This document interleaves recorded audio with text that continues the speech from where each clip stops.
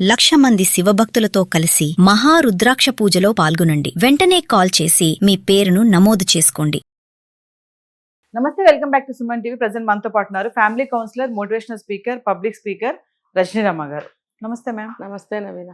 Madam, వరకట్న వేధింపులకి ఆడవాళ్ళు చనిపోవడం మనం ఇప్పటివరకు చూసాము. అంటే కొన్ని కేసెస్లో మగవాళ్ళు కూడా సూసైడ్స్ చేసుకోవడం, భార్య టార్చర్ చేస్తుందని చెప్పేసి కొన్ని సంఘటనలు మాట్లాడుకున్నాం కూడా. రీసెంట్గా మేడిపల్లి చెంగిచెర్ల దగ్గర ఆల్రెడీ వైఫ్ టార్చర్ చేస్తుంది, సరే అని సెటిల్మెంట్ చేసుకుందాం అని చెప్పి ఆమెకు ఒక 10 లక్షలు ఇద్దాం అనుకున్నాడు.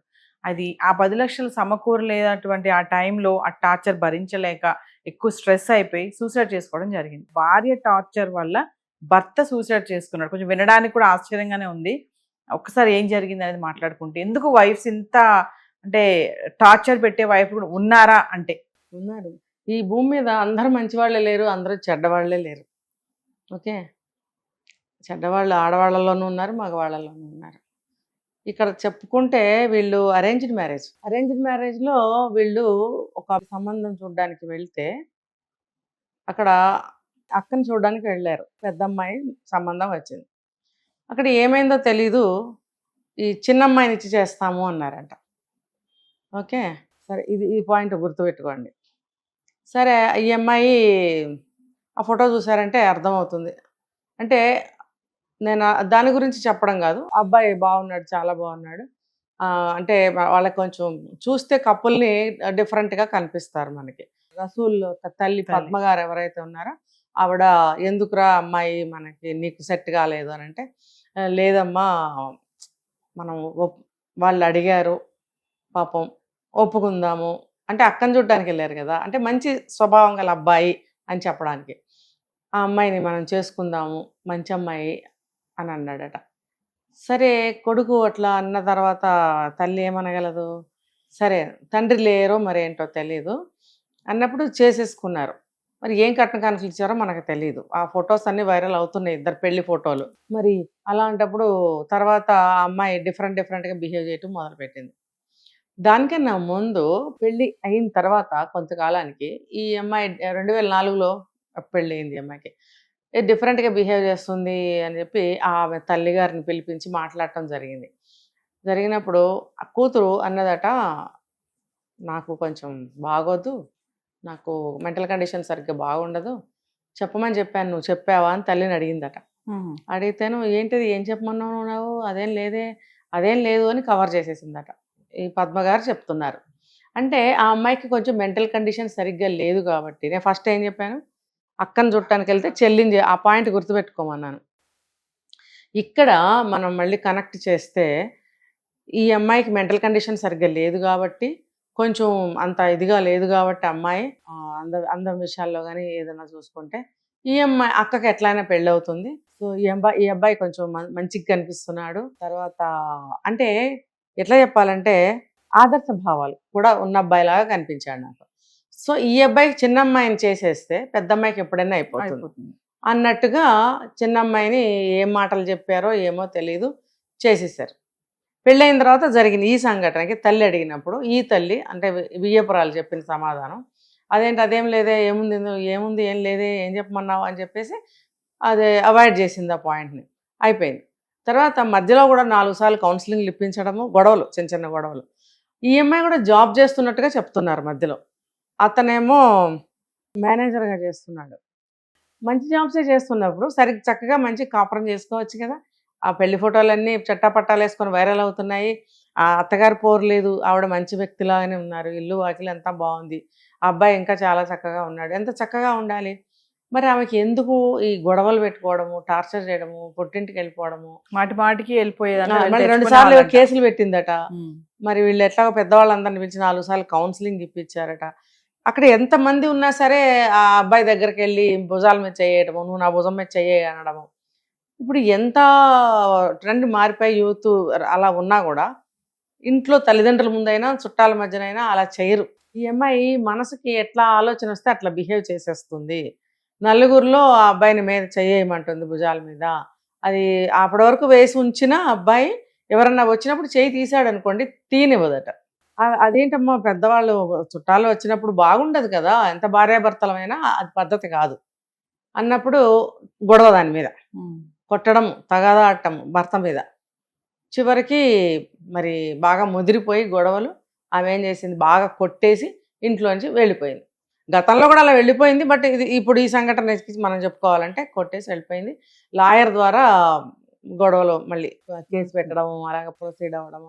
ఆ ప్రొసీజర్లో లాయరు ఏం చేశారు, 10 లక్షలు మీరు ఇవ్వాలి అమ్మాయికి, మెయింటెనెన్స్ సంథింగ్ సెటిల్మెంట్ కోసం అని అన్నప్పుడు, అసలు ఇదంతా ఎందుకు, వంకరటింక దారి ఎందుకు, కోర్టులో అప్పీల్ చేసుకో, నువ్వు విడాకులకి అప్లై చేయి, జెన్యున్గా విడిపోండి, ఈ వంకరదారులు ఎందుకు అంటే నాకు ఇక్కడ అర్థమవుతుంది ఏంటంటే, ఆ తల్లి అనేది మళ్ళీ ఆ అమ్మాయి జీవితం ఏంటి రేపొద్దున, ఆ అమ్మాయికి అర్థమవుతుంది ఏంటంటే మెంటల్ కండిషన్ సరిగ్గా ఉండదు.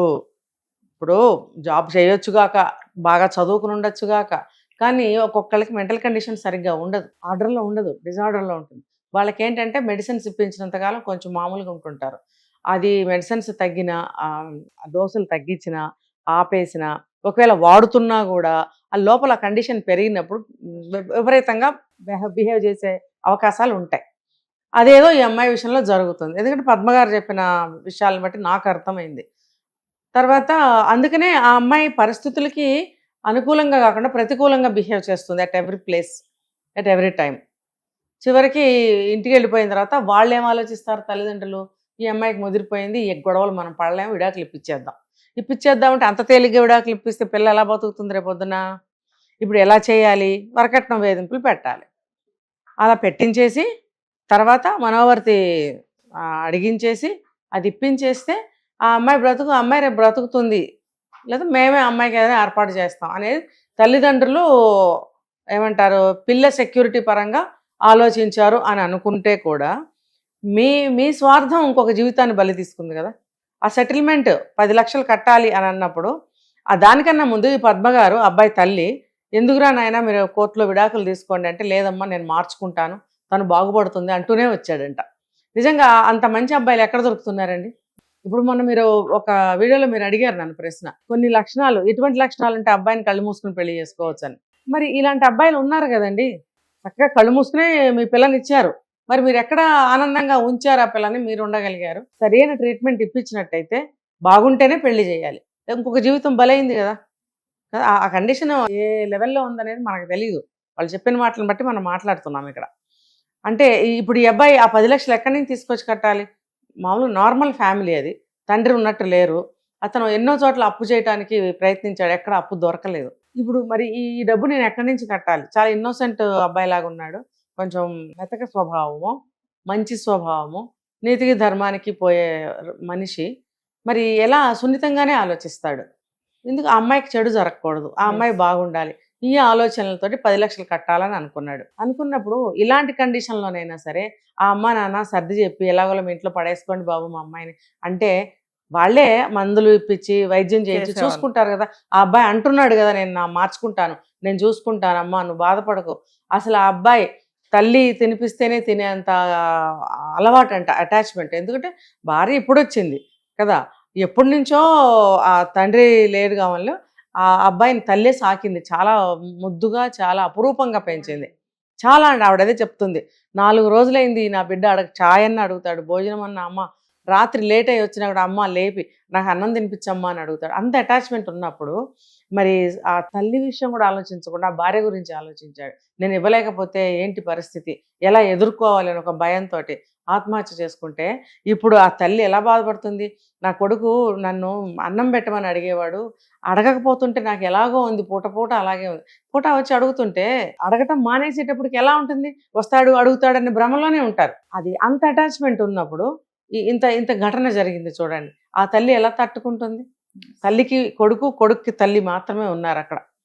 మధ్యలో ఈ అమ్మాయి వచ్చి ఉండకుండా ఇలా చేస్తే ఏం తప్పు ఎవరిది, తల్లిదండ్రులు దావునా కాదా మీరు చెప్పండి. స్వార్థానికి పోయి మీ పెద్ద కూతుర్ని ఇచ్చి పెళ్లి చేసి ఉండాల్సింది కదా, పెద్ద అమ్మాయిని చూసుకోండి అనే కదా పిలిచారు, మరి ఆ అమ్మాయిని ఇచ్చి పెళ్లి చేయాలి కదా. ఇప్పుడు ఈ అమ్మాయిని ఇచ్చి చేసి గొంతు కోసారుగా, గొంతు కోసినట్టేగా, ప్రాణం పోయిందిగా, బలైపోయాడుగా. ఎంత బాధాకరమైన విషయం అండి ఇది. ఎవరైనా గుర్తుపెట్టుకోండి, ఆ పిల్ల తల్లిదండ్రులైనా పిల్లవాడి తల్లిదండ్రులైనా కూడా నిజాలు చెప్పి పెళ్లి చేయండి, ఆ మోసం చేయొద్దు. ఇది మోసం కిందకే వస్తుంది. గొంతు కోసారు, తర్వాత జీవితమే బలి అయిపోయింది. ఇప్పుడు రివర్స్ అయిపోయింది. ఇప్పుడు ఒకప్పుడు కాదు, ఇప్పుడు కూడా అమ్మాయిల్ని బాధ పెడుతున్నారు అని అంటున్నారే. ఇప్పుడు అమ్మాయిలు కూడా అబ్బాయిల్ని బాధ పెడుతున్నారుగా, మరి సమానంగా ఉందిగా ఇది. సమానంగా ఉన్నప్పుడు ఒకవైపే మనం ఎవరు ఆలోచించకూడదు, ఒకవైపే మనం సపోర్ట్ ఇవ్వకూడదు. అబ్బాయిలు ఎంతమంది బాధపడుతున్నారు, ఇలాంటి కేసులు ఈ మధ్య ఎన్ని చూసామండి మనం, ఎన్నో చూసాం. కాబట్టి ఇలాంటివి జరగకుండా పిల్లల తల్లిదండ్రులు గట్టిగా ఆలోచించుకుని పిల్లల గురించి పెళ్లి చేయాలా లేదా, ముందడుగు ఎలా వేయాలని ఆలోచించాలి. ఇప్పుడు ఆ అమ్మాయి జాబ్ చేస్తుంది, చేసుకోనివ్వండి. అనవసరంగా ఇప్పుడు ఆ అమ్మాయి మెంటల్ కండిషన్ ఆలోచిస్తే నాకేమనిపించింది తెలుసా, ఒక వరవడిలో సాగుతుంది అమ్మాయి జీవితం. అమ్మాయిని కూడా పెళ్లి చేసి ఇబ్బంది పెట్టారు. తల్లిదండ్రుల దగ్గర ఉండి ఉద్యోగానికి వెళ్ళి ఏదో సంపాదించుకుంటుంది, ఒక ఫ్లోలో వెళ్తుంది, ఆ మైండ్ ఆ ఫ్లోలోనే వెళ్తుంది, ఆ ఫిక్స్ అయింది ఆ ఫ్లోలో. ఆ ఫ్లోకి ఫిక్స్ అయిన మైండ్ని తెచ్చి మ్యారిటల్ లైఫ్లో పడేస్తే ఇక్కడ ఎన్ని చూడాలి ఆ శరీరం, ఆ బ్రెయిన్ ఎన్ని రిసీవ్ చేసుకోవాలి, అక్కడ కూడా క్లాష్ వస్తుంది. సో ఆ అమ్మాయికి అగ్రివేట్ చేసింది ఇక్కడ సిచ్యువేషన్స్, వాతావరణం చేసి మెంటల్గా బిహేవ్ చేయడం మొదలుపెట్టింది. అది ఎలా తిరిగిందంటే హింసాత్మకంగా తయారైంది, ఆ అబ్బాయిని కొట్టడము. మరి అదే కదా. సో పిల్లల పరిస్థితి బాగోనప్పుడు తర్వాత ఈ అబ్బాయి మీద ఎటువంటి పెట్టారంటే కేసులు, వరకట్న వేధింపులు, తర్వాత ఈ అబ్బాయి మగాడు కాదు, ఇవి ఆయుధాలలాగా పట్టుకున్నారు ఈ మధ్య. ఇప్పుడు డాక్టర్కి చూపిస్తే తేలదా అండి, అంటే చనిపోయాడు అనుకోండి, బ్రతిగుండంగా ఎప్పుడైనా ఎలిగేషన్ చేశారా? మరి 2-3 ఏళ్ళు కాపురం చేసింది కదా, చేసినప్పుడు మరి అప్పుడు తెలియలేదా మగాడు కాదని? నిజంగా కాకపోతే మీరు అప్పుడే కోర్టులో కేసు వేస్తే బ్రహ్మాండంగా విడాకులు వచ్చేది, ఏదైనా మెయింటెనెన్స్ ఉంటే వచ్చేది. ఒకవేళ మీ వైపు అన్ని ఆల్ కరెక్ట్ ఉంటే ఇవన్నీ మరి మోసాల కిందకి రావా ఇవన్నీ? కాబట్టి ఏ పిల్లల తల్లిదండ్రులు కూడా పెళ్లికి ముందే మీరు నిర్ణయించుకోండి, మన పిల్లలు అర్హులు అవునా కాదా. రేపొద్దున ఏదైనా ప్రాబ్లమ్స్ వస్తే చాలా చుట్టుకుంటాయి, అమ్మాయి గలవాళ్ళం కదా అని చెప్పి మాకు బెనిఫిట్స్ ఉన్నాయని ఆలోచిస్తే మాత్రం అవతల కూడా బిడ్డే, ఆ వాడు కూడా ఒక బిడ్డే, ఒక తల్లి కన్న బిడ్డే. ఆ బిడ్డ భవిష్యత్తు ఏంటి, ఆ తండ్రుల హృదయం ఏంటి, ఆ కన్న తల్లి కడుపు తీపి ఏంటి, కోత ఏంటి, మీలాంటి కోత మీలాంటి తీపేగా ఆ కడుపుది కూడా. కాకపోతే అమ్మాయి అబ్బాయి తేడా, ఈ ఆలోచించుకోండి. Thank you.